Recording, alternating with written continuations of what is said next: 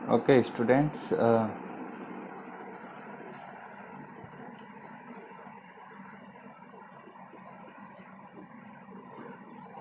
कल हमने basic introduction और कुछ टर्म्स की बात किए थे। आज अपन मेंडलिज्म स्टार्ट करते हैं।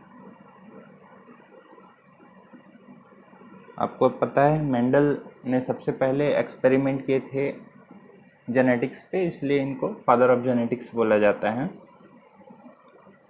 मेंडल, ग्रेगर जॉन मेंडल का बर्थ हुआ था 1822 में।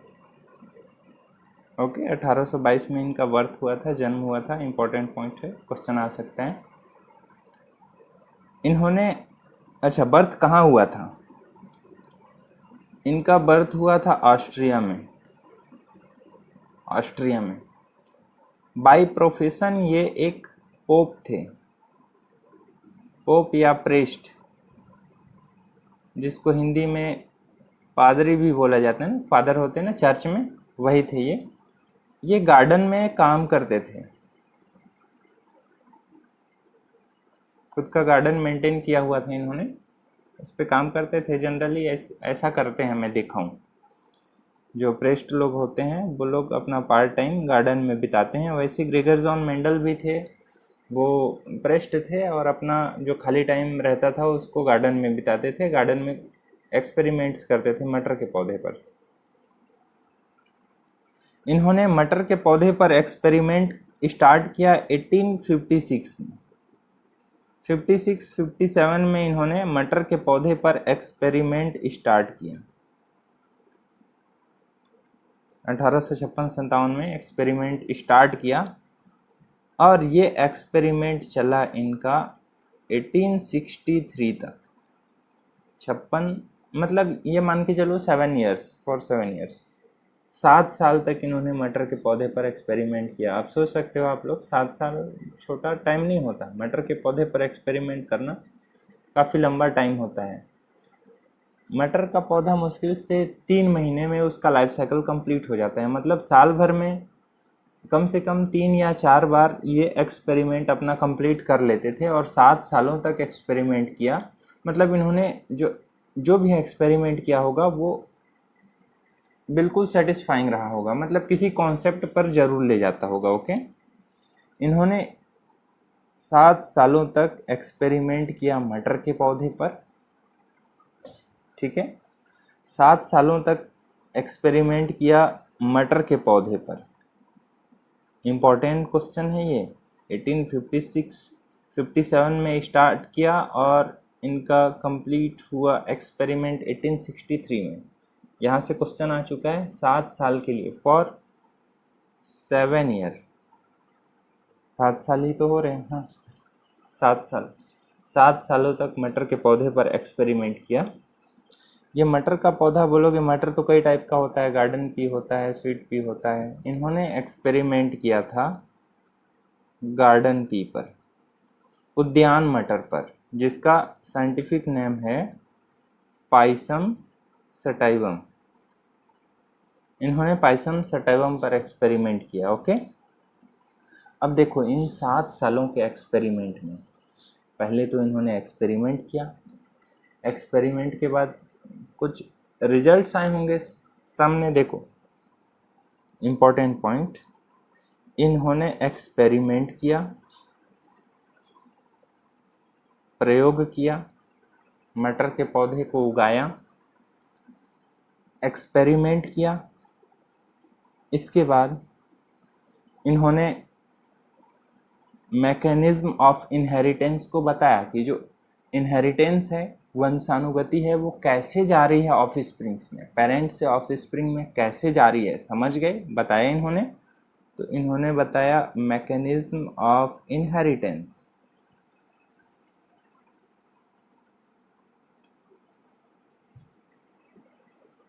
वंशागति की विधि बताई इन्होंने कि कैसे वंशागति होता है। तीसरा पॉइंट, मैकेनिज्म तो बता दिया, एक्सपेरिमेंट किया, मैकेनिज्म बताया, और इन्होंने जो देखा उसको सिद्धांत के रूप में प्रतिपादित किया। मतलब इन्होंने फॉर्मुलेशन किया।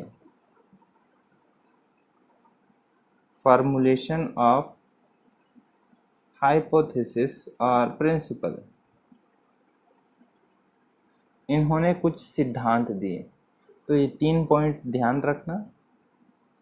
एक्सपेरिमेंट किया, इनहेरिटेंस का मैकेनिज्म बताया और कुछ कॉन्सेप्ट्स, कुछ प्रिंसिपल्स दिए। ओके, कुछ सिद्धांत दिए।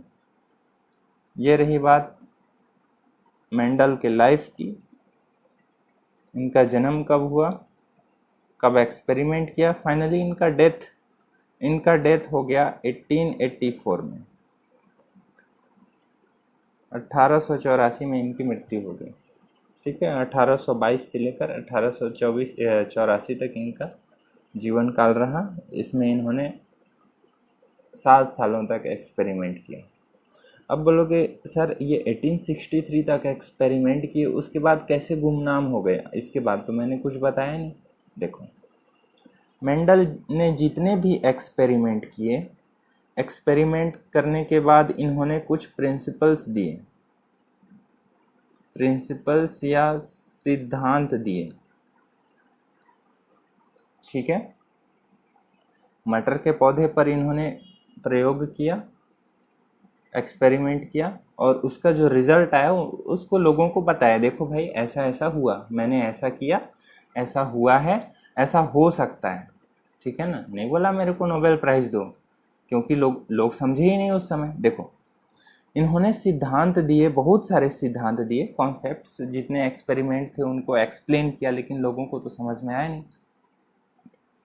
लोगों को क्यों नहीं समझ में आया? इनके सिद्धांत लोगों ने एक्सेप्ट नहीं किए।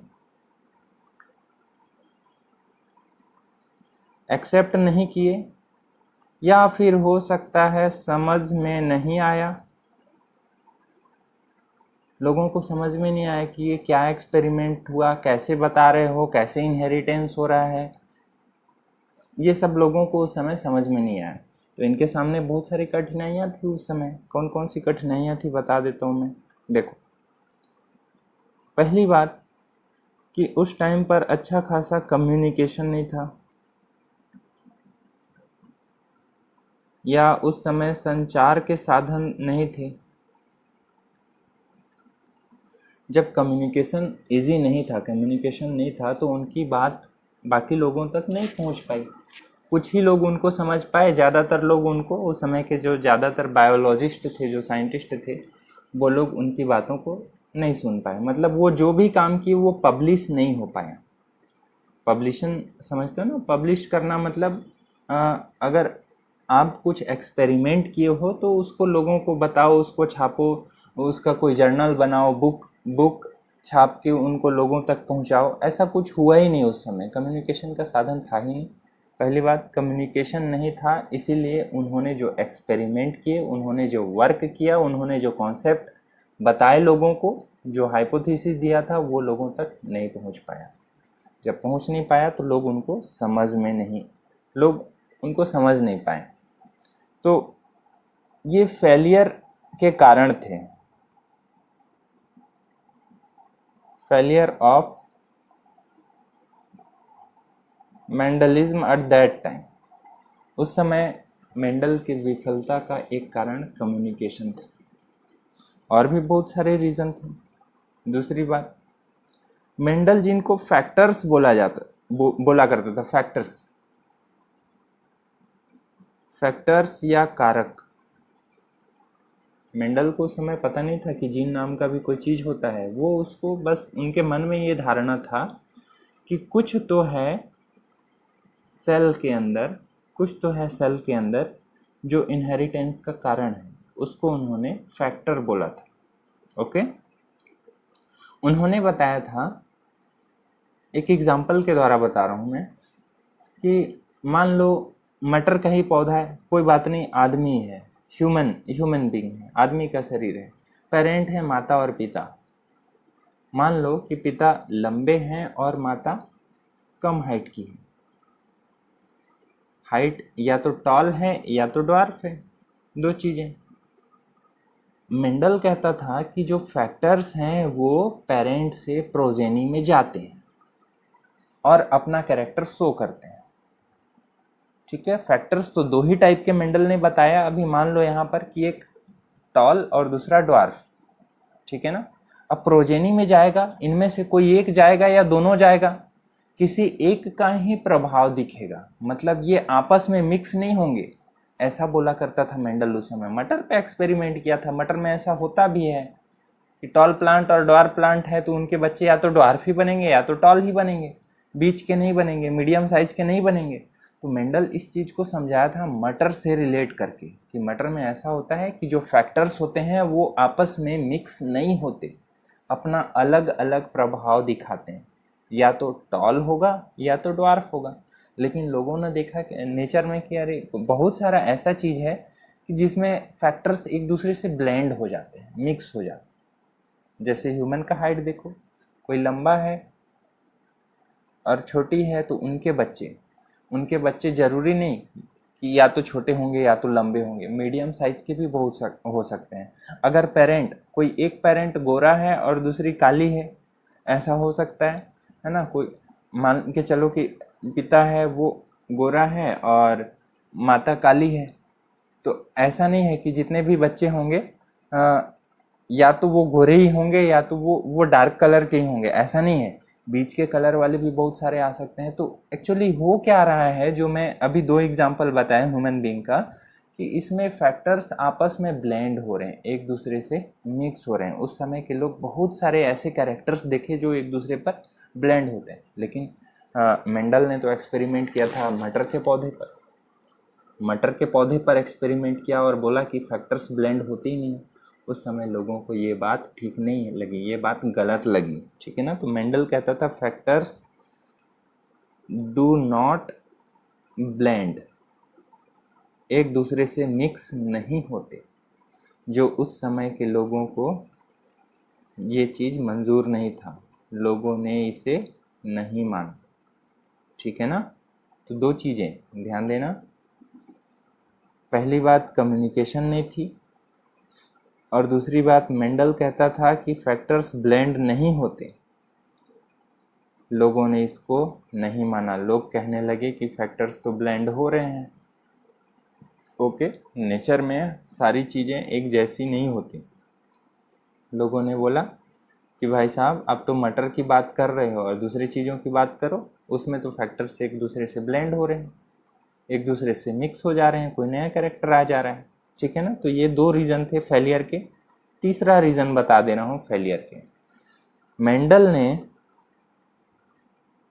यूज़ किया मैथमेटिक्स का। मैथमेटिक्स सिंपल सी बात है, साल भर में 3-4 बार एक्सपेरिमेंट कर रहे हैं मटर के पौधे पर, कितनी बार उगा रहे हैं, 7 सालों तक एक्सपेरिमेंट किया, तो उसका डाटा बेस तो रखेगा ना। वो जितना भी कैलकुलेशन किया है उसका मैथमेटिकल फॉर्म रखेगा, अपने सहूलियत के लिए रखेगा वो, तभी तो कैलकुलेशन करेगा, फाइनल रिजल्ट पे आएगा। तो मेंडल ने यूज़ किया मैथमेटिक्स का, 7 सालों तक काम किया वो आदमी, तो उसको तो मैथमेटिक्स समझ में आएगी ना, कि जो बात सुनेगा उसको मैथमेटिक्स समझ में आएगी। तो उस समय के ज़्यादातर जो बायोलॉजिस्ट थे उस समय, जो और भी काम कर रहे थे, जो साइंटिस्ट थे, उनको मेंडल का मैथमेटिक्स समझ में नहीं आया। समझ में आया भी लेकिन वो उसको एक्सेप्ट नहीं कर पाए, ठीक है ना। Mendel used mathematics, it is not acceptable for other biologist. उस समय के जो दूसरे बायोलॉजिस्ट थे, मेंडल का मैथमेटिक्स समझ में नहीं आया।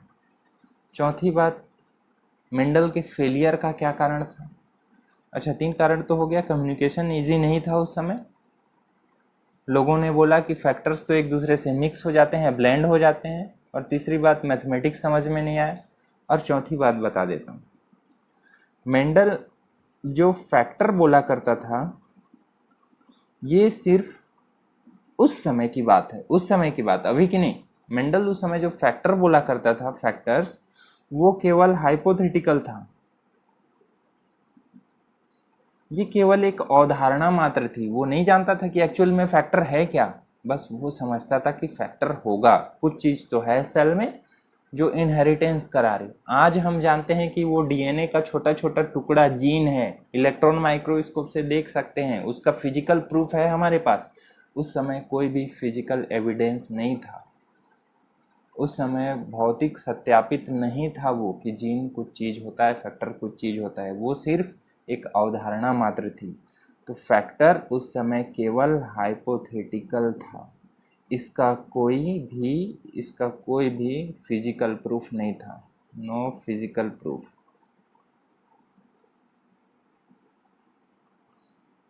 ओके, तो ये 4 चीज़ें थी जो मेंडल के फेलियर का कारण थी।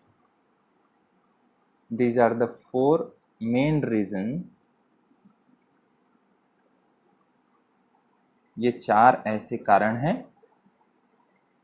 जो मेंडल के फेलियर का कारण बने। ओके, तो ये चारों क्वेश्चन में आ सकते हैं, बहुत important, they are important question, आपको ध्यान रखना है।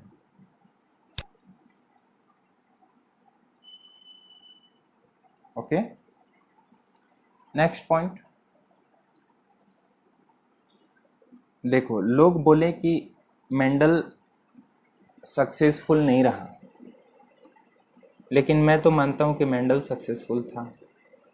देखो कैसे, भले लोग उसको गलत बोले कि भाई तुम्हारा जो एक्सपेरिमेंट है हमको समझ में नहीं आया, कुछ भी बड़बड़ा रहे हो, कुछ भी बोल रहे हो, लोगों को समझ में नहीं आया। 1884 में तो उसका डेथ हो गया, डेथ हुआ मेंडल का 1884 में, ठीक। लेकिन कुछ तो ऐसे साइंटिस्ट लोग थे, कुछ ऐसे एक्सपेरिमेंट करने वाले लोग थे जो उसकी बातों को ध्यान दिए, देखे कि अरे यार ये तो मटर में एक्सपेरिमेंट किया है, मटर के पौधे पर, इसके एक्सपेरिमेंट्स का रिजल्ट तो सही है, ये कैलकुलेशन तो ठीक किया है। इसके पीछे जानने की कोशिश की, उन साइंटिस्ट का नाम बता रहा हूँ। आफ्टर डेथ ऑफ मेंडल 1884 में इसका डेथ हो गया। इसके बाद, मरने के बाद 3 साइंटिस्ट, नाम बता रहा हूँ मैं, कार्ल कोरेंस,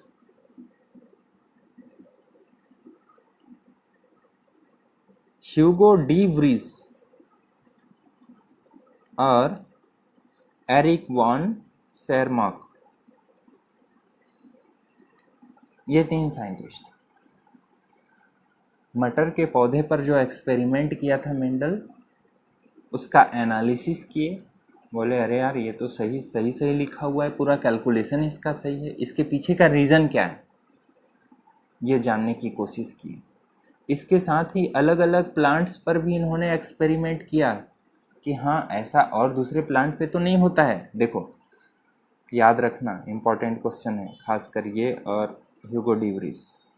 कार्ल कोरेंस ने एक्सपेरिमेंट किया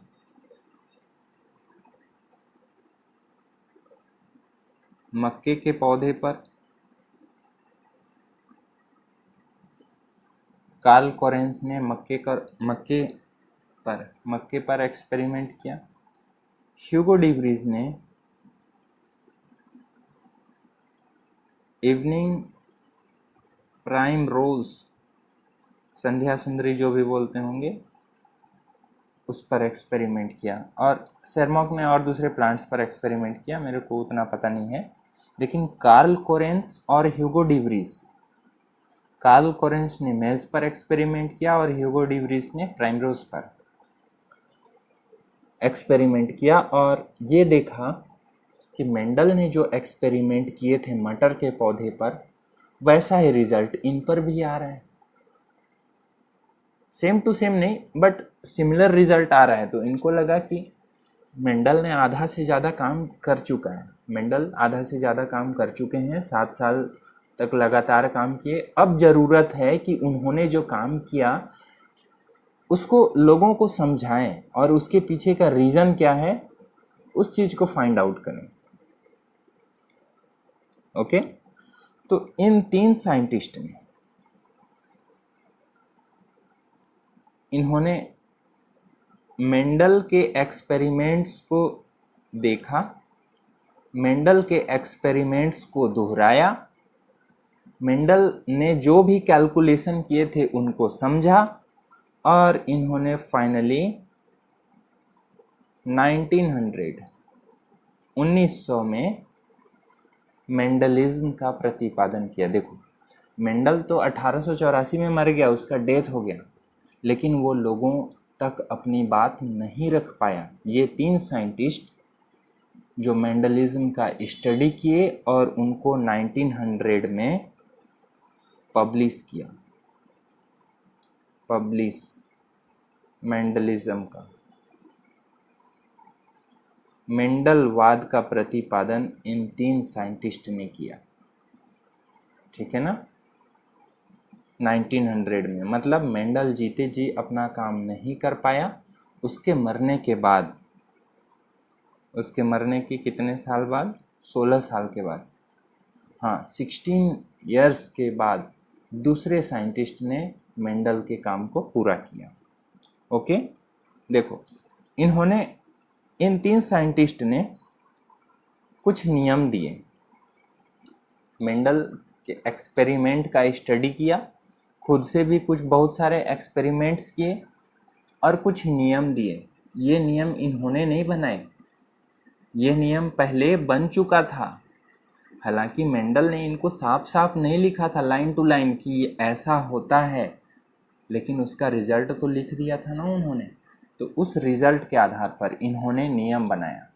Karl Correns, Hugo de Vries and Erich von Tschermak ने कुछ कॉन्सेप्ट्स बनाए, प्रिंसिपल्स बनाए इनहेरिटेंस के।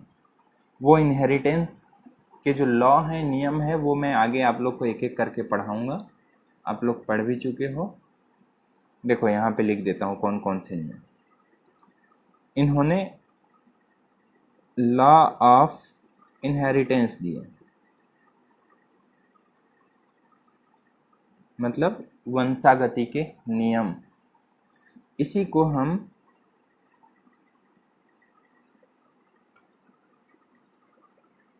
मेंडेलियन लॉज भी बोलते हैं, इसी को हम मेंडेलियन लॉज भी कहते हैं। मेंडल के नियम, एक्चुअली जो लिखित नियम है उसको मेंडल ने नहीं दिया, ये तीनों साइंटिस्ट ने दिए, लेकिन नियम तो मेंडल का है क्योंकि मेंडल ही सारे एक्सपेरिमेंट किया था। ओके, लॉ ऑफ इनहेरिटेंस, कौन कौन से लॉ हैं? फर्स्ट लॉ है लॉ ऑफ सेग्रीगेशन। सेग्रीगेशन का मतलब एक दूसरे से अलग होना। हिंदी में याद नहीं आ रहा है, लॉ ऑफ सेग्रीगेशन जो भी होगा। दूसरा लॉ था law of independent assortment.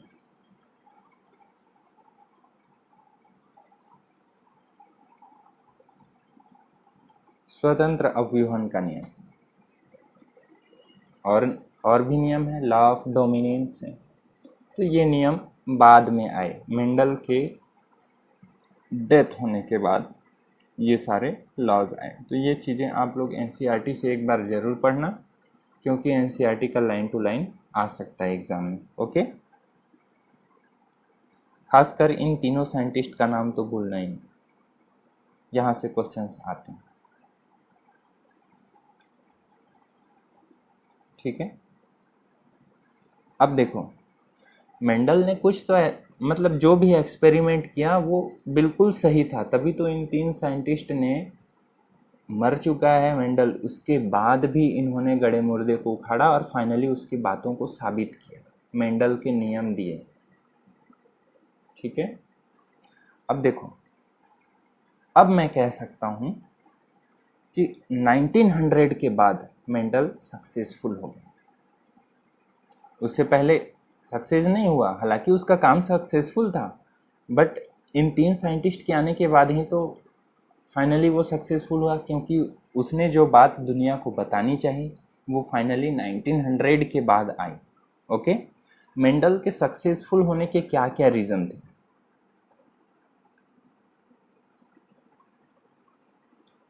Reason,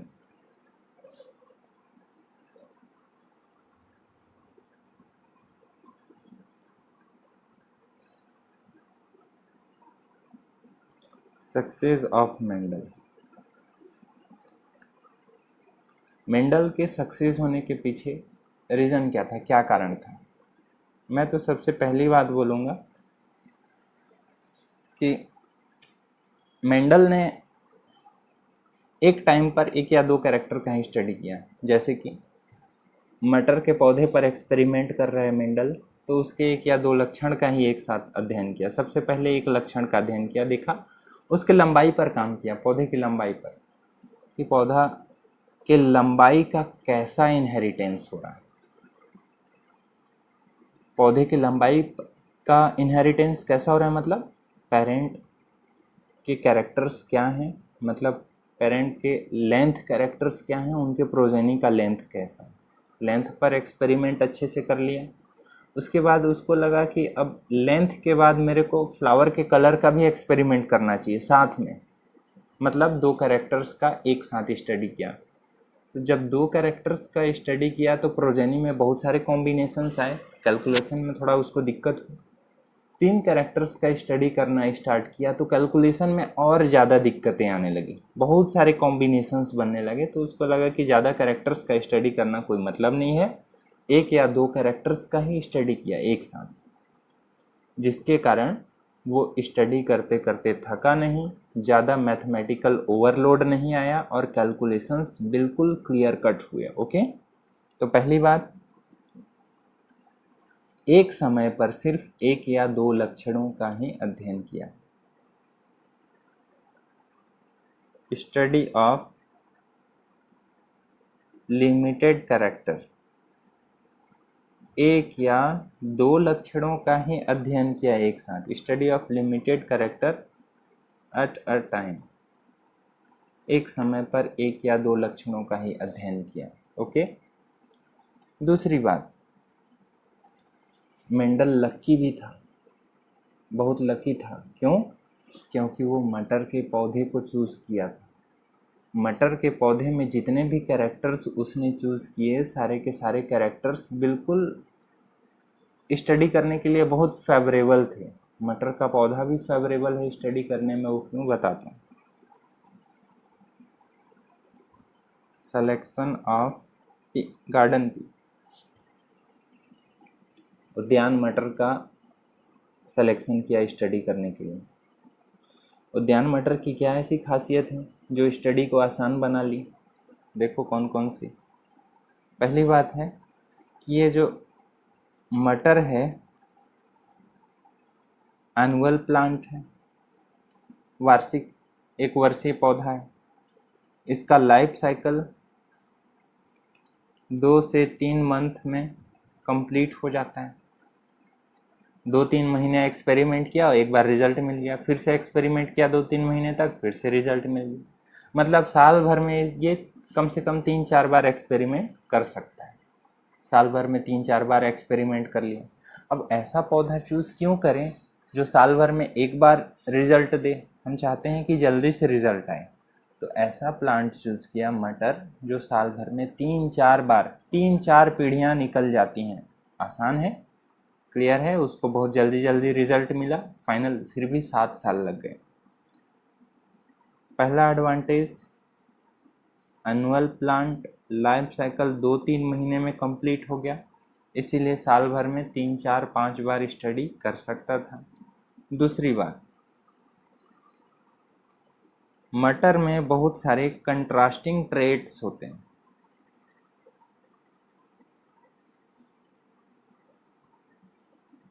contrast का मतलब समझना, कंट्रास्ट को हिंदी में विपर्यासी कहते हैं। विपर्यासी लक्षण, कंट्रास्ट का मतलब, देखो एग्जाम्पल के लिए बताता हूँ। मान लो मेरे पास दो कलर हैं, या तो ब्लैक या वाइट, ठीक है। ये कलर एक लक्षण है, कैरेक्टर है कलर। तो कलर एक कैरेक्टर है, इसके दो टाइप हैं। ये जो एक ही लक्षण के दो टाइप हैं, इसको कहते हैं ट्रेट। ट्रेट, ट्रेट का मतलब विपर्यासी लक्षण बोल सकते हो। देखो, मटर का पौधा या तो लंबा होगा या तो बौना होगा, मीडियम साइज का होता ही नहीं है। लक्षण तो एक है लंबापन, लक्षण है लंबापन। इस लंबेपन के दो टाइप हैं, या तो हाइट ज़्यादा लंबा या फिर ड्वार्फ या बौना, ठीक है ना। तो बिल्कुल कंट्रास्टिंग है, कोई कंफ्यूज हो ही नहीं सकता। बौने पौधे को कोई लंबा पौधा नहीं बोलेगा, लंबे पौधे को कोई बौना नहीं बोलेगा। कब बोलते, कब कंफ्यूज होते, जब मीडियम साइज का पौधा भी आ जाता। मीडियम साइज का पौधा लाऊं और मैं पूछूं बताओ ये लंबा है या छोटा है, तो कोई बोलेगा अरे ये तो लंबा है, कोई बोलेगा ये तो बौना है, ठीक है ना। तो ये मीडियम जो कैरेक्टर्स हैं, इंटरमीडिएट कैरेक्टर्स, बीच के लक्षण आए ही नहीं। या तो मटर का पौधा लंबा होगा या छोटा होगा। फुल मटर का फ्लावर या तो बैगनी कलर का होगा या वाइट कलर का होगा, इसके बीच का कोई कलर ही नहीं है।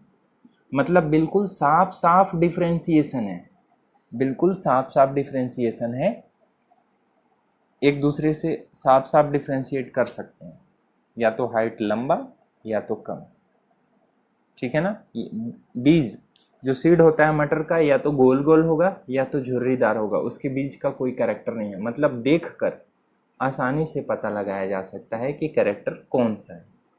इसको हम कहते हैं कंट्रास्ट, ठीक है ना। कंट्रास्ट या विपर्यासी। आप लोग मोबाइल में कंट्रास्ट वगैरह सेट करते हो, इमेज में कंट्रास्ट सेट करते हो, मतलब एक दूसरे से अलग अलग पहचानने की क्षमता होती है कंट्रास्ट या विपर्यासी लक्षण।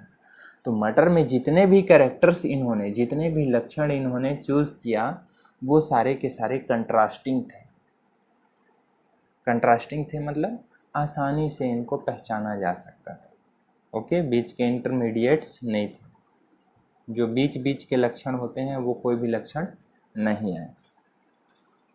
तो इनमें बहुत सारे कंट्रास्टिंग लक्षण। अच्छा, ट्रेट का मतलब मैं तुम लोग को बताता हूँ, ट्रेट क्या होता है। एक ही लक्षण के जो प्रकार हैं वो ट्रेट, जैसे लंबा और बौना, ये लंबाई के ट्रेट है। लक्षण है लेंथ, उसके दो ट्रेट है। कलर ऑफ फ्लावर, पुष्प का रंग, ये एक लक्षण है, एक लक्षण है। कलर ऑफ फ्लावर एक लक्षण है। अब ये कलर या तो बैगनी हो सकता है या तो वाइट हो सकता है। तो ये बैगनी और वाइट कलर कैरेक्टर के दो ट्रेट्स हैं। अब क्लियर है ट्रेट क्या होता है, ठीक। तीसरा पॉइंट, मटर के पौधे में सेल्फ पॉलिनेशन हो सकता है।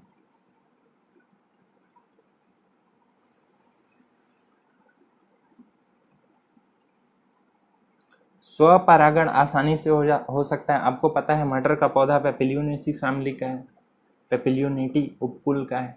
इसमें वैक्सिलरी पुष्पदल विन्यास होता है, एस्टिवेशन वैक्सिलरी होता है, मतलब ढका हुआ रहता है। इसके अंदर ही सारे एंथर्स, एंड्रोसियम, गाइनोसियम सारे क्लोज्ड होते हैं, अंदर में होते हैं। तो इनमें नेचुरली सेल्फ पॉलिनेशन होता है। हमको जब क्रॉस कराते हैं तो कई स्टेप्स ऐसे होते हैं, जैसे सेकेंड जनरेशन के लिए पहली बार हम क्रॉस पॉलिनेशन कराते हैं और दूसरी बार सेल्फ पॉलिनेशन कराते हैं। तो इनमें आसानी से सेल्फ पॉलिनेशन हो सकता है, इसके फ्लावर का बनावट ही वैसा है।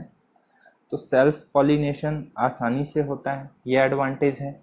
दूसरी बात, इसमें क्रॉस पॉलिनेशन भी आसानी से किया जा सकता है, पर परागण क्रॉस कराया जा सकता है। एंथर्स को काट के हटा दो, उसके बाद जो गाइनोसियम है उसको ढक दो। जब क्रॉस पॉलिनेशन कराना है तो बाहर से दूसरे फ्लावर का एंथर पकड़ के लाओ और टच करा दो, ठीक है ना। तो इसमें क्रॉस पॉलिनेशन भी आसान है।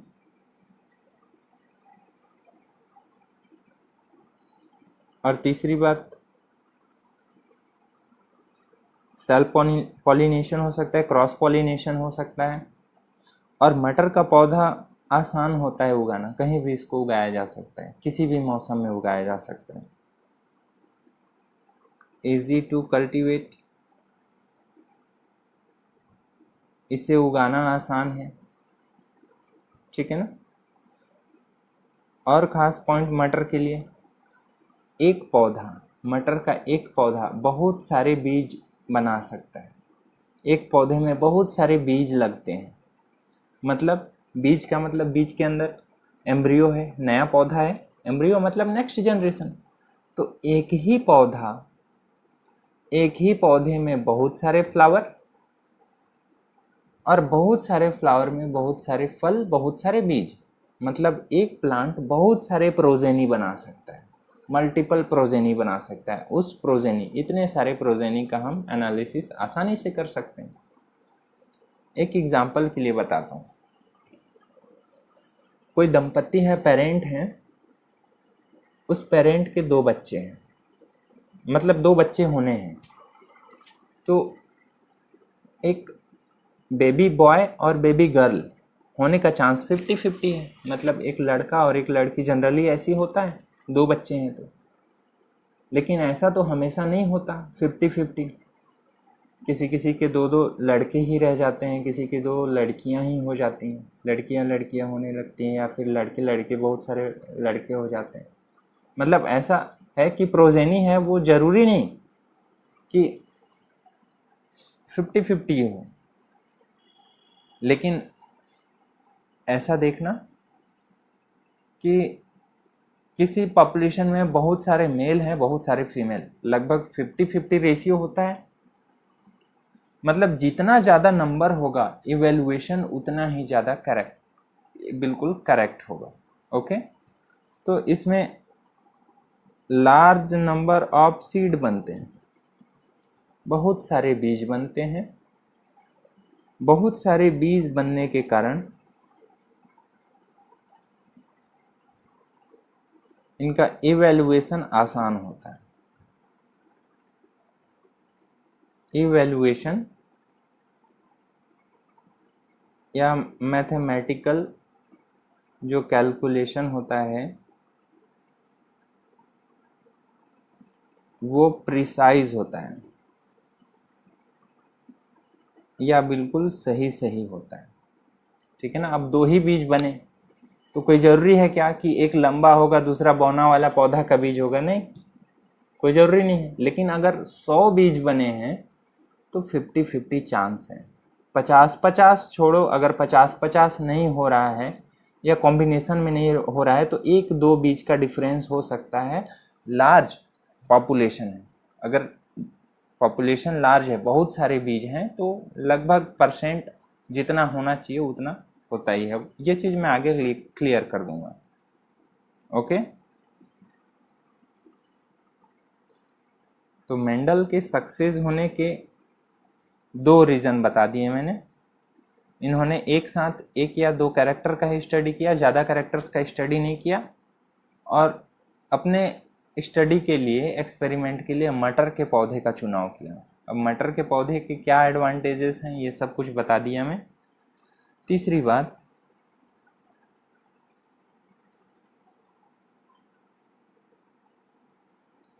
मेंडल कैसे काम करता था?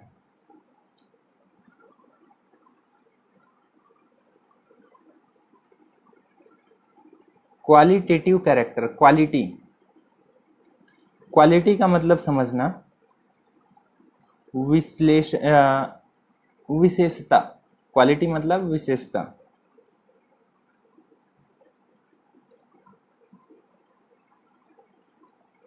विशेषता, क्वालिटेटिव कैरेक्टर का क्वांटिटेटिव एनालिसिस किया जाता था। इसको ध्यान से समझना, जो क्वालिटी है, विशेषता है, उसका क्वांटिटेटिव एनालिसिस। क्वांटिटेटिव एनालिसिस को हम हिंदी में कह सकते हैं सांख्यिकी विश्लेषण, मात्रात्मक विश्लेषण। क्वालिटी और क्वांटिटी में अंतर समझना। क्वालिटी का मतलब एग्जाम्पल से बता दे रहा हूँ मैं, जैसे कि वायलेट कलर के फ्लावर, बैगनी रंग और सफ़ेद रंग, violet colour and white colour, ये कलर है। कलर दो टाइप के हो सकते हैं मटर के फूल में, या तो बैगनी रंग या तो सफ़ेद रंग, ठीक है ना। तो कलर एक क्वालिटी है, एक विशेषता है कलर, मतलब लक्षण या विशेषता दोनों एक ही चीज़ है, लक्षण विशेषता ही है। कलर एक अलग विशेषता है पौधे की, लंबाई एक अलग विशेषता है, बीजों की आकृति एक अलग विशेषता है, अलग कैरेक्टर है प्लांट का, ठीक है ना। कोटिलिडन का कलर कैसा है, उसके बीजपत्र कैसे हैं, कलर कैसा है, ये भी एक विशेषता है, एक अलग क्वालिटी है। और बीज का कलर, सीड कोट का कलर, बीज का कलर दो टाइप के मटर होंगे, देखे होंगे, दो टाइप का मटर का बीज होता है। एक मटर का बीज येलो कलर होता है, येलो या वाइट कलर का बीज होता है, और कुछ मटर ऐसे होते हैं जिनका हरे कलर का बीज होता है, सूखने के बाद भी हरे कलर, हरा मटर और सफ़ेद मटर होता है ना, सफ़ेद या पीला मटर जो भी बोलो। तो बीज का कलर, सीड कोट का कलर, बीज का कलर, बीज के ऊपर में सीड कोट ही तो होता है, तो सीड कोट का कलर भी एक क्वालिटी है। कलर एक क्वालिटी है या कैरेक्टर है। तो अब मेरी बात समझे, क्वालिटी का मतलब, ठीक है ना। कलर की क्वालिटी देखो, बैगनी रंग का फूल हो सकता है या सफ़ेद रंग का फूल हो सकता है, ये एक क्वालिटी है। अब दूसरी बात सुनना, मटर के पौधे में, या मान के चलो कि मेरे पास 1000 पौधे हैं, 1000 पौधे हैं मटर के, तो उसमें से 900 पौधे या 750 पौधे, मान ले 750 पौधे, 75% पौधे, 75% पौधे वायलेट कलर के फ्लावर वाले हैं, 25% पौधे ऐसे हैं जो वाइट फ्लावर वाले हैं। मेरी बात समझना, 75% बैगनी रंग वाले और 25% सफ़ेद रंग वाले। क्वालिटी क्या है, क्वालिटी है बैगनी रंग और सफ़ेद रंग। रंग एक क्वालिटी है, कलर एक क्वालिटी है। अब इस क्वालिटी का क्वांटिटी कितना कितना है, तो मैं बोलूँगा क्वांटिटी 75% और 25%। क्वालिटी और क्वांटिटी में अंतर समझना। तो जो भी क्वालिटी इसको नज़र आया मटर के पौधे में, टोटल इसने 7 क्वालिटी, 7 लक्षणों का अध्ययन किया था, 7 कैरेक्टर्स की स्टडी की थी इसने। और जब स्टडी किया तो इन्होंने इनका क्वांटिटेटिव एनालिसिस किया। ध्यान देना, क्वांटिटेटिव एनालिसिस। बैगनी रंग, अभी मैं बोला 75% प्लांट्स बैगनी कलर वाले हैं और 25% प्लांट हैं वो वाइट कलर वाले हैं। देखो, क्वांटिटी का मतलब 75% 25% है, और क्वालिटी का मतलब कलर, बैगनी कलर और वाइट कलर, ठीक है ना। तो मेंडल यही करता था, क्वालिटेटिव कैरेक्टर्स का क्वांटिटेटिव एनालिसिस करता था। जो लक्षण या विशेषता है उनका संख्यात्मक विश्लेषण करता था और उसको रिकॉर्ड कर लिया करता था। इस रिकॉर्ड को देखा 3 साइंटिस्ट ने, कार्ल कॉरेंस, ह्यूगो डिब्रीज और एरिक वॉन सेरमॉक ने। इनको ये चीज़ सही लगा, इन्होंने सोचा कि क्यों ना इसका एनालिसिस अच्छे से किया जाए और मेंडल के नियम दिए जाएं। तो मेंडल के जो नियम थे, मेंडलिज्म था, उसको इन तीनों साइंटिस्ट ने दिया। ओके, नेक्स्ट पॉइंट, मेंडल ने एक्सपेरिमेंट, अच्छा ये तीनों चीज़ें मेंडल के सक्सेस होने का रीज़न था। इन्होंने लिमिटेड कैरेक्टर की स्टडी की, मटर के पौधे को चुना और क्वालिटेटिव कैरेक्टर्स का क्वांटिटेटिव एनालिसिस किया। ये इनके सक्सेस होने के कारण है। इनके फेलियर के कारण भी बता चुका हूँ, कम्युनिकेशन ठीक ठाक नहीं था, कैरेक्टर्स बोलते थे ब्लेंड नहीं हो रहा है, लेकिन नेचर में कैरेक्टर्स ब्लेंडेड दिखाई देते हैं, ठीक है ना। और इनके सक्सेस ना होने का एक रीज़न ये भी था, मैथमेटिकल कैलकुलेशन लोगों को समझ में नहीं आया, और उस समय जीन का कोई फैक्टर का कोई फिजिकल प्रूफ नहीं था। तो ये दोनों चीज़ बहुत एग्ज़ाम के लिए बहुत इम्पॉर्टेंट है, ये सारी चीज़ें आपको ध्यान में रखना है। ओके, देखो इन्होंने स्टडी किया मटर के पौधे पर, पी प्लांट पर, पाइसम सटाइवम पर। इन्होंने 7 कैरेक्टर्स को चूज किया, 7 लक्षणों को इन्होंने चुना कि इन लक्षणों पर मैं स्टडी करूँगा। तुम्हारे एनसीईआरटी में 7 लक्षण दिए हुए हैं। हाँ, कौन कौन से लक्षण, जैसे कि मान लो कि मटर का पौधा है, कोई मटर का पौधा है, मैं दूर से आ रहा हूँ, देख रहा हूँ, हाँ मटर है, पहचान लिया। सबसे पहले मेरे को दिखेगा पौधा लंबा है या बौना है, तो पौधे की लंबाई एक कैरेक्टर हुई, ठीक है ना। अब और पास आया तो मेरे को फ्लावर का कलर नज़र आने लगा, अरे फ्लावर तो इसमें वाइट कलर का फ्लावर है, इसमें बैगनी कलर का फ्लावर है, तो फ्लावर का कलर भी एक कैरेक्टर हुआ, 2 कैरेक्टर्स हो गए। फली का पोजीशन क्या है, फली कहाँ लग रहा है, एक्सिस पर लग रहा है, टर्मिनल लग रहा है, ये भी मतलब फ्लावर का पोजीशन या फिर फली का पोजीशन, ये कैरेक्टर ही। फली है पॉड, उसका कलर क्या है, ये भी एक कैरेक्टर है।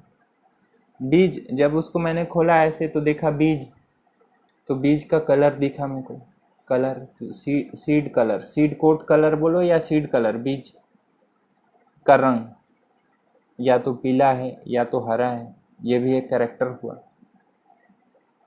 बीज को मैंने देखा, कोई कोई बीज है बिल्कुल गोल गोल है, राउंड शेप्ड सीड है, और कुछ झुर्रीदार रिंकल्ड सीड है, तो ये भी एक कैरेक्टर है। तो तुम्हारे एनसीईआरटी में टोटल 7 कैरेक्टर्स दिए हुए हैं, वो सातों के सातों कैरेक्टर्स बिल्कुल याद होना चाहिए आपको, ठीक है।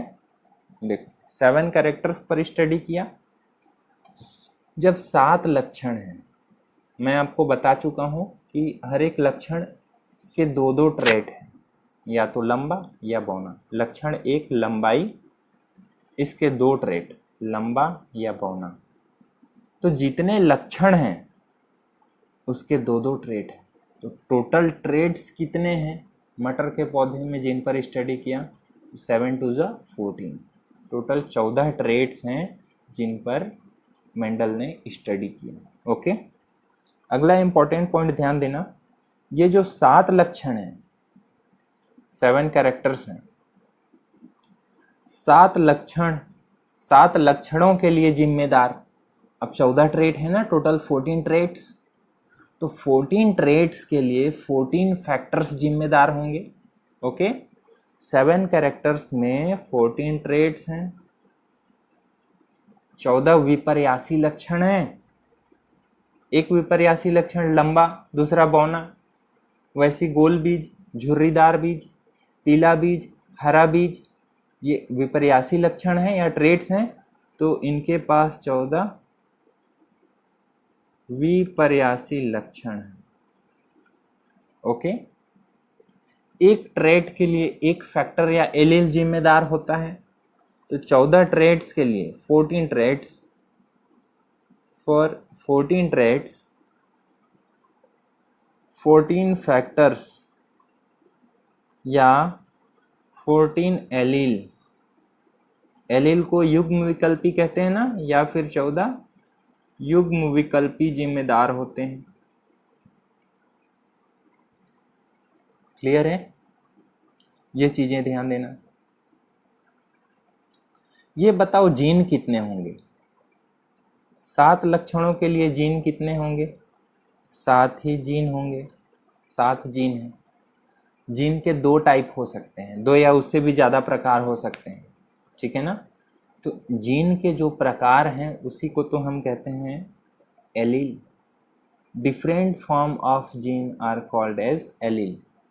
जो जीन है उसके अलग अलग फॉर्म, उसके अलग अलग प्रकार एलील कहलाते हैं। तो 7 जीन हैं 14 एलील हैं। Okay, 7 jeans.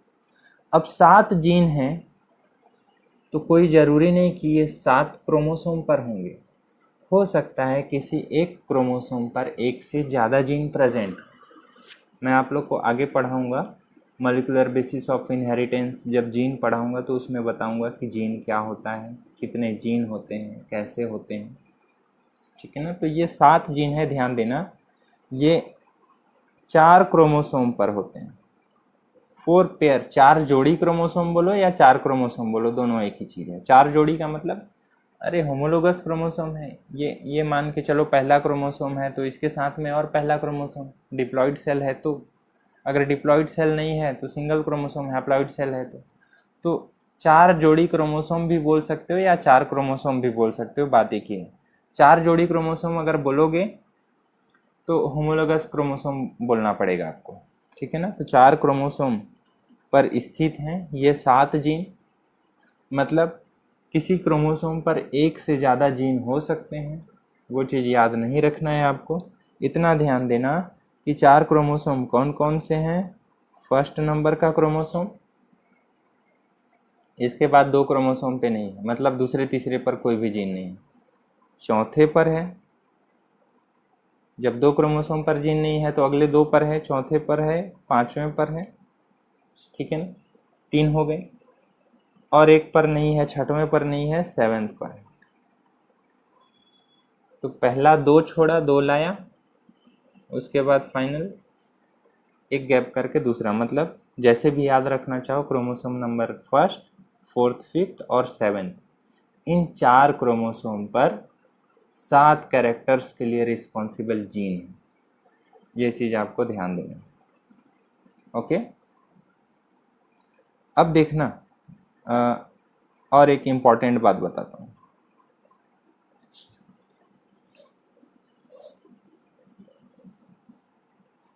एक जीन है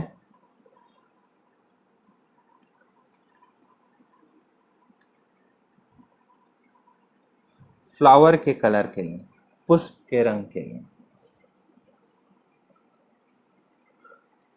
पुष्प के रंग के लिए एक जीन है फ्लावर कलर के लिए। इसका काम क्या होगा? सिंपल सी बात है, जब कलर के लिए जीन है तो कलर बनाना ही तो इसका काम होगा ना। तो ये फ्लावर कलर के लिए जीन है, ये जीन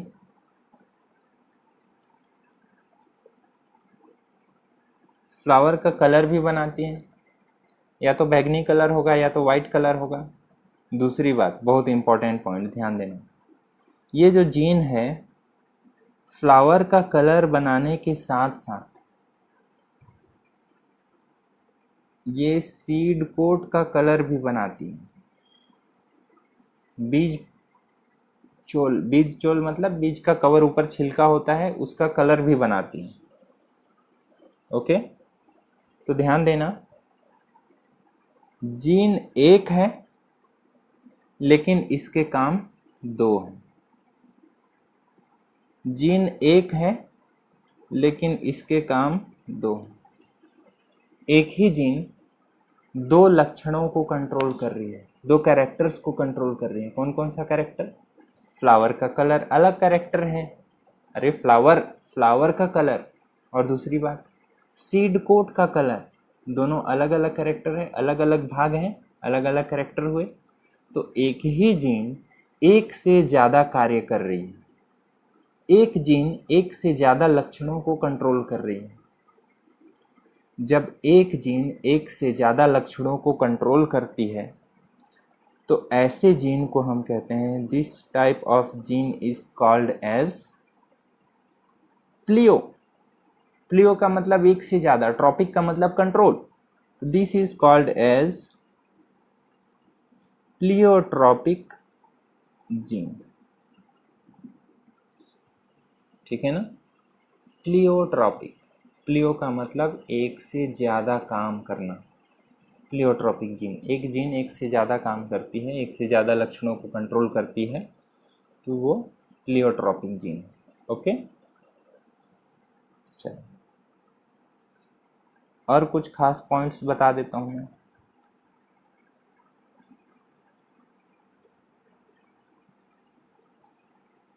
देखो,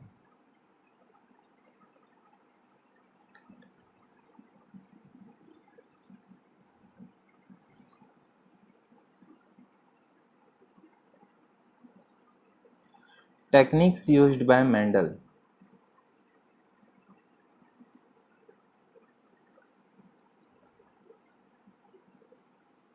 मेंडल ने कौन कौन से टेक्निक का यूज़ किया था? अभी मैं कुछ देर पहले बताया था कि मटर का पौधा है, उसमें self pollination, naturally self pollination होता है, प्राकृतिक रूप से स्वपरागण होता है। और उसमें क्रॉस पॉलिनेशन भी आसानी से कराया जा सकता है। क्रॉस पॉलिनेशन कैसे कराओगे? देखो इधर, मान लो कि ये फ्लावर है, मटर का पौधा है जिस पे गाइनोसियम है, ठीक है ना, और ये एंथर्स हैं, एंड्रोशियम, ठीक है। आपको पता है कि मटर के पौधे में ये पूरा ढका हुआ रहता है, ये इसका कोरोला है या पंखुड़ी है, दल है। ये एंड्रोसियम और गाइनोसियम को पूरी तरह से ढक के रखा हुआ रहता है। पेपिलियोनेशी फैमिली, पेपिलियोनेटी सब फैमिली में ये चीज़ पढ़ चुके हैं आप लोग। ध्वजक पुष्प दल विन्यास में कि जितने भी पुष्प दल हैं वो एंड्रोसियम गाइनोसियम को पूरी तरह से कवर करके रखते हैं। जब कवर करके रखेंगे तो ये देखो, कवर करके रखेंगे तो हो क्या रहा है, ये self pollination, naturally self pollination हो रहा है, प्राकृतिक रूप से स्वपरागण। इसमें हमको कुछ करने की जरूरत नहीं है, अपने आप परागण हो रहा है, स्वपरागण हो रहा है। एक ही फ्लावर में परागण हो गया, स्वपरागण। मैं चाहता हूं कि जितने भी प्रोजेनी आए, जितने भी नए जनरेशन आए, वो सेल्फ पॉलिनेशन खुद से नेचुरली जो होना चाहिए वो नेचुरली हो। तो मैं इस फ्लावर को टच भी नहीं करूँगा, ठीक है ना। वो फ्लावर है, अपने आप सेल्फ पॉलिनेशन होगा और न्यू जनरेशन नए बीज बनेंगे। मैं चाहता हूँ कि अपने कंट्रोल में पॉलिनेशन कराऊँ। मैं चाहता हूँ कि बैगनी फ्लावर, जो वायलेट कलर का फ्लावर है, उसका पॉलिनेशन वाइट फ्लावर से कराऊँ। तो कैसे करूँगा मैं सेल्फ पॉलिनेशन नहीं कराना चाहता। सेल्फ पॉलिनेशन नहीं कराना चाहता, मैं चाहता हूँ कि ये क्रॉस पॉलिनेशन हो। तो क्रॉस पॉलिनेशन, मान लो कि ये बैगनी फ्लावर है, वायलेट कलर वाला फ्लावर है, मैं इसको वाइट फ्लावर से पॉलिनेट कराना चाहता हूँ।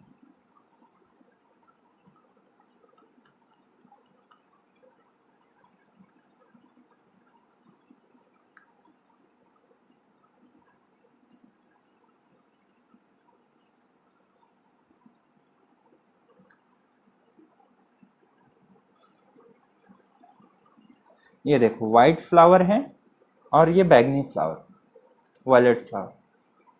मैं चाहता हूँ कि ये वाइट फ्लावर, ये वाइट फ्लावर के पोलन से मैं पॉलिनेट करूँ बैगनी फ्लावर को। तो कैसे संभव है, ये कैसे पॉसिबल है? ध्यान दो। सबसे पहले मैं क्या करूँगा कि ये बैगनी फ्लावर के जितने भी एंथर हैं, बैगनी फ्लावर के एंथर्स, इनको मैं हटा दूंगा। एक minute, device is going to hang, so please wait for 1 minute.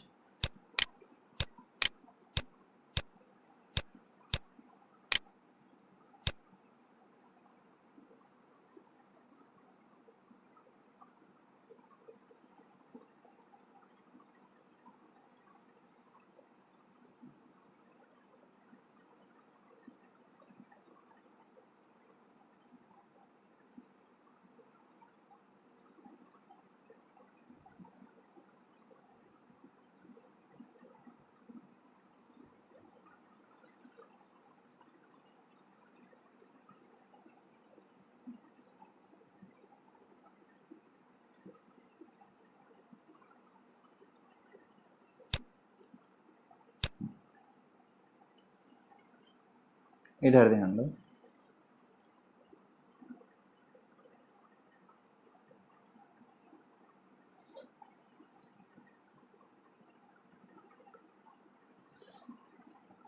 मैं करूँगा क्या,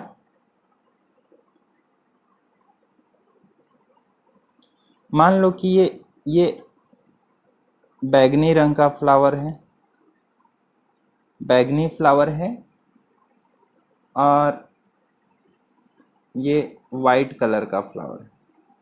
ओके, बैगनी रंग का फ्लावर का ये गाइनोसियम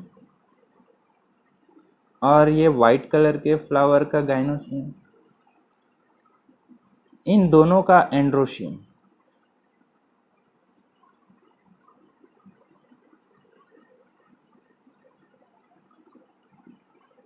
ठीक है, और ये बाहर से ये फ्लावर मतलब पंखुड़ियों से ढके हुए हैं, ये देखो पंखुड़ियों से ढके। अब मैं चाहता हूं कि बैगनी फ्लावर को पॉलिनेट कराऊं मैं वाइट फ्लावर से। मतलब वाइट फ्लावर के जो पोलन ग्रेन है, पोलन है, मैं इसको बैगनी फ्लावर में डालना चाहता हूं। बैगनी फ्लावर के पोलन ग्रेन बैगनी फ्लावर को ही पॉलिनेट ना करें, इसके लिए सबसे पहले मैं बैगनी फ्लावर के जितने भी, इस बैगनी फ्लावर के जितने भी स्टेमेंस हैं, पुंकेसर हैं, सभी को मैंने हटा दिया। अब बताओ कि ये गाइनोसियम पॉलिनेट हो पाएगी क्या? ये गाइनोसियम, बैगनी फ्लावर वाली गाइनोसियम खुद के पोलन ग्रेन से पॉलिनेट हो पाएगी क्या? नहीं, उसके पास तो पोलन ग्रेन ही नहीं है। तो इस प्रोसेस को हम कहते हैं विपुंसन। मतलब जो पुमंग हैं उनको हमने हटा दिया। जो मैस्कुलिनिटी थी, जो इनमें मेल कंपोनेंट था, मेल कंपोनेंट, उसको हमने हटा दिया। मैस्कुलिनिटी थी, इसको हमने हटा दिया, तोड़ के अलग कर दिया। अब बोलोगे सर कैसे, अंदर से कैसे निकालेंगे? भाई सबसे पहले हम इसके सबसे बाहर वाली पंखुड़ियों को तोड़ देंगे। ये जो बाहर वाली पंखुड़ियां हैं इसको हमने हटा दिया, ठीक है ना। हटाने के बाद जो स्टेमेंस थे उनको हमने काट के निकाल दिया। मतलब हमने कर दिया इमैस्कुलेशन। जो मैस्कुलिनिटी थी, जो इसमें मेल पार्ट थे, उनको हमने हटा दिया, इसलिए इसको कहते हैं इमैस्कुलेशन। जिस प्लांट को हमको फीमेल बनाना है, फीमेल प्लांट बना, फीमेल फ्लावर बनाना है, हम चाहते हैं ये फ्लावर फीमेल बने, उसके सारे स्टेमेंस को काट के हमने हटा दिया, ठीक है ना। तो ये फीमेल फ्लावर बन गया, फीमेल पार्ट बन गया। देखो इसके पास सिर्फ और सिर्फ गाइनोसियम। इस प्रोसेस को हम कहते हैं, देखो इसको हमने काट के हटा दिया। अब समझ जाओगे, सीजर से हमने उसको काट के हटा दिया। इस प्रोसेस को कहते हैं इमैस्कुलेशन। अब तो बहुत सारे फ्लावर्स हैं और बहुत सारे पोलन ग्रेन भी होंगे, बहुत सारे पोलन ग्रेन होंगे एटमॉस्फेयर में। कोई भी पोलन ग्रेन आके नहीं चिपक जाएगा क्या इसके पास? कोई भी पोलन ग्रेन आ सकता है। एटमॉस्फेयर में इतने सारे पोलन ग्रेन हैं, मधुमक्खियाँ इधर उधर घूम रही हैं, ठीक है, बहुत सारे बीज हैं, बहुत सारे फ्लाइज हैं, इधर उधर उड़ रहे हैं, या फिर हवा में बहुत सारे पोलन ग्रेन उड़ रहे हैं।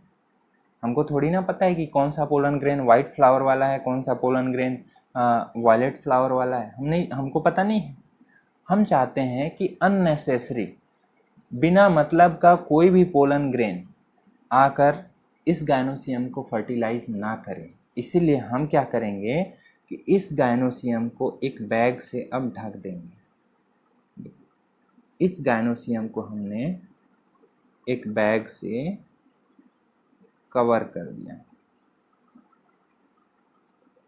जब हम इसको बैग से कवर कर देंगे तो कोई दूसरा पोलन ग्रेन अंदर आ पाएगा क्या? नहीं, ठीक है ना। तो इस प्रोसेस को हम कहते हैं बैगिंग, या बोरा ढक दिया हमने ऊपर से, बैग ढक दिया, बोरे का वस्त्र पहना दिया, इसलिए हम इसको कहते हैं बोरा वस्त्रीकरण। ठीक है ना। सबसे पहली बार सारे स्टेमेंस पुंकेसरों को काट के निकाल दिया, इमैस्कुलेशन।